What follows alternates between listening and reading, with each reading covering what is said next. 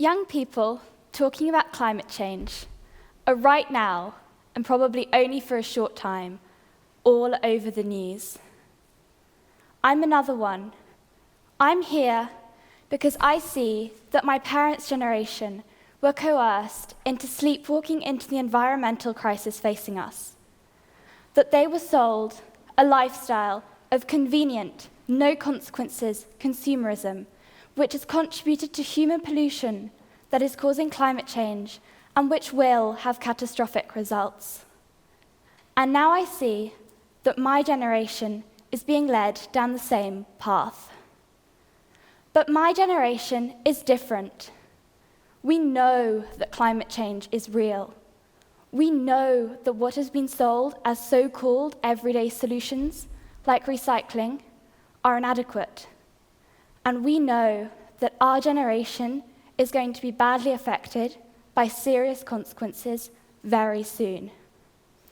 The UN says the point of catastrophic and irreversible climate change is in 12 years' time. That's by the time I'm 26.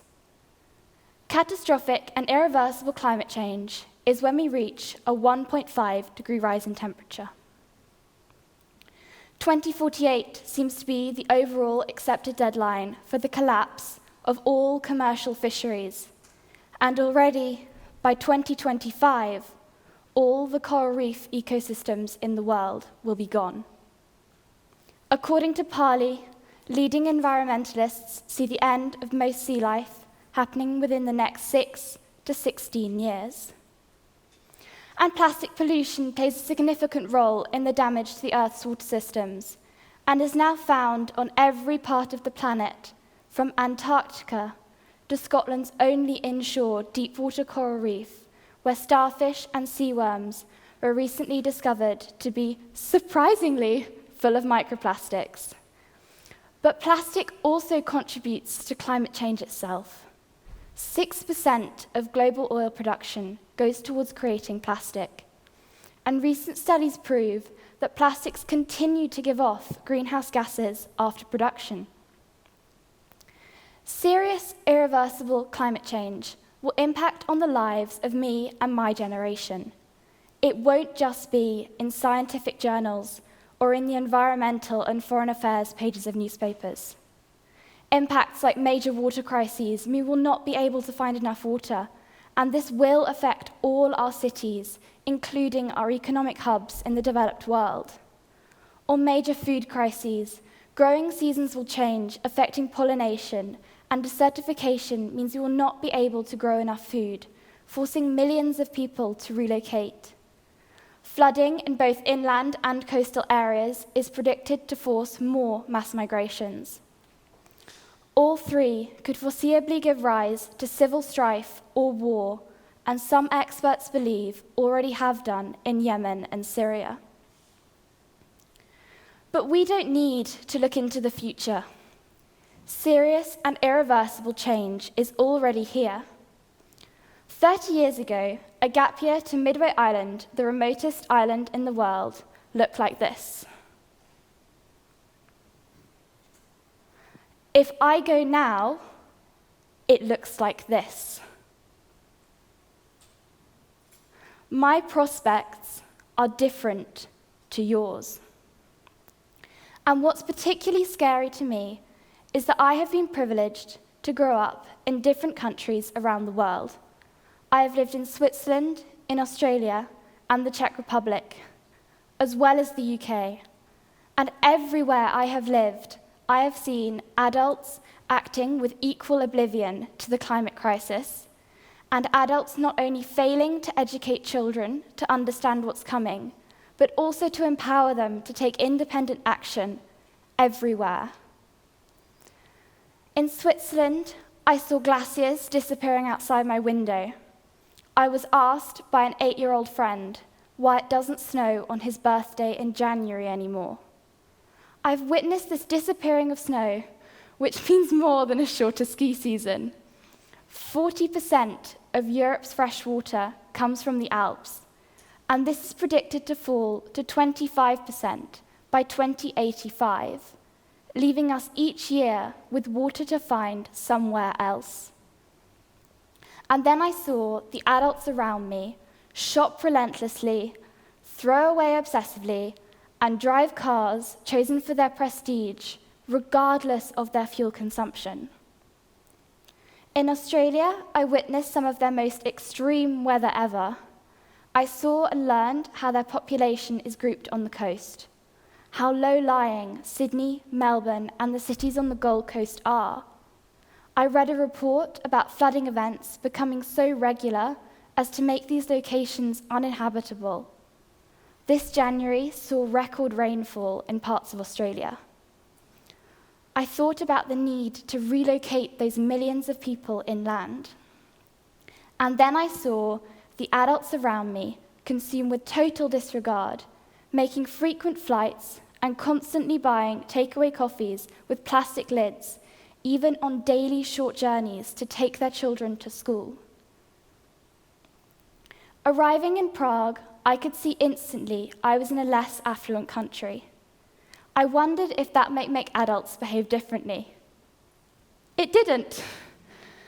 My school was making the same mistakes as the schools I'd been to in Switzerland and in Australia, ramping the heat up in winter, the endless and pointless use of sticky-back plastic, terrible food waste.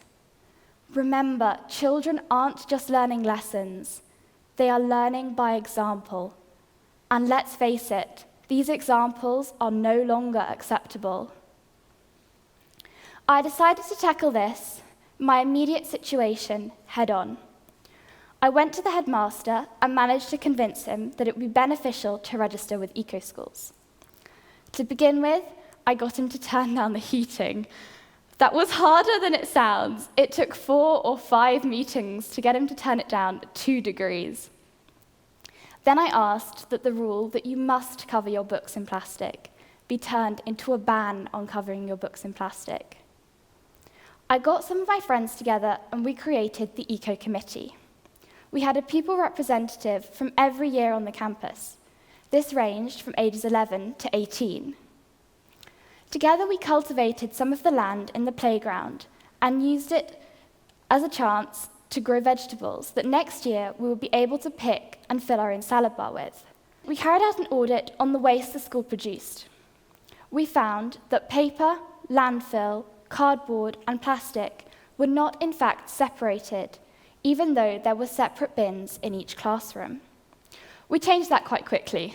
The compost bins were given to the kitchens, and a compost heap was made in an out-of-bounds area. We spoke to the cleaners to ask them if they could please keep the waste separate. We decided to celebrate Earth Day, which is in April, and use it as a chance to educate pupils about sustainability. We had different groups focusing on different areas of sustainability: energy, waste, health, and water. I cannot count the number of times I knocked on my headmaster's door with a new request. His heart must have sunk every time he heard a knock. The enormous changes needed in politics, manufacturing, food transport, and general production needed to tackle the complex challenges posed by climate change are overwhelming, but they must not frighten us into apathy. Last September, I arrived in Dorset as my parents sought a better education for me and my brother. I know how lucky that makes us. We are privileged to go to fantastic schools with great teachers who are teaching us in class and by example much the same thing as children have been taught for decades. And that's a problem, because my generation is different. AI taking our jobs could really be the least of our worries. We all need to demand more from our political and business leaders to make those enormous, urgent changes. But we could start taking the lead in adapting to the future right now, right here in Dorset, becoming truly world-class educators and setting the example not just for schools in Switzerland, Australia, and the Czech Republic, but all around the world. The pupil population of Sherborne alone is 4,144. There is huge potential in those children. Let us have what we need: a real understanding of what is facing us, practical skills so we can rely on ourselves, and a conscious way of living that is fit for our future. Schools need to extend their focus beyond examinations and get into the detail of the climate crisis with all students as a compulsory and significant part of the curriculum. All of us, not just those who take a special interest, need to understand the consequences of our daily actions, their foreseeable outcomes, and the macro-political options. That understanding is motivating and empowering. We need to start changing our skill sets and our attitudes right now. We need to look back to our great-grandparents and look up to them as role models. The green slogan, reduce, reuse, recycle, wasn't needed in their generation. They did those things as a matter of course and had the skills to do so. Practical skills have been belittled and devalued for my generation. Cooking has been ambushed by nutrition, and sewing reserved for students doing textile design, leaving many of us without the skills to even cook or sew. In one brownie group that a friend runs, they did some sewing. Out of 21 girls aged 7 to 10, none of them could sew, and some of them hadn't even seen a needle before and didn't know what it was called. It's hard to mend if you can't sew. It's hard to cut down on plastic if you can't cook from scratch. I started by talking about the crucial role plastic plays in the problems we face. Giving up plastic alone will require us to be far more self-reliant. Schools play an important role in shaping our attitudes and developing the ways that we live our lives. At the moment, schools here, like the ones I've attended around the world, are actively encouraging and enforcing habits among those 4,000 young people that are known to be, hard though it is to say, wrong. They are more concerned with keeping up appearances and traditions than taking responsible action. Let me give some really easy examples. Climate scientists are clear we all need to cut down on the amount of meat, especially red meat and fish, that we eat. School menus don't reflect this. They serve meat and fish at most meals, and vegan meals are by request. The school my father went to 40 years ago was vegetarian, and it still is now. World-class schools would re-educate the palates of their pupils. Packed lunches for school trips are typically wrapped and packaged in plastic. Sandwiches, crisps, plastic water bottles. World-class schools would teach their pupils that there are better ways of eating and drinking on the road.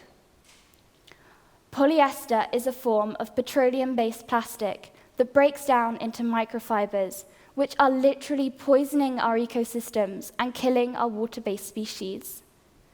Knowing this shocking fact, which school is going to be the first to ban polyester sportswear? A truly world-class school would find an alternative.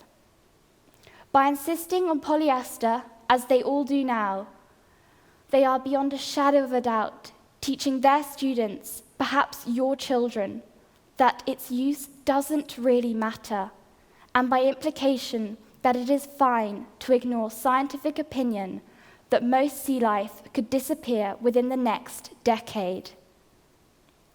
But perhaps for you and for them, what the world is like in 2050 doesn't matter. But it does for me and my friends. The time for children to be seen and not heard is long gone. Listen to how life is different for us now and how it will be in the future.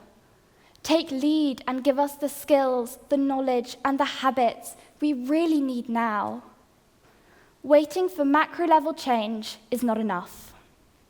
Let's start by making Sherborne's pupils fit for the future and ready to influence the world. Thank you.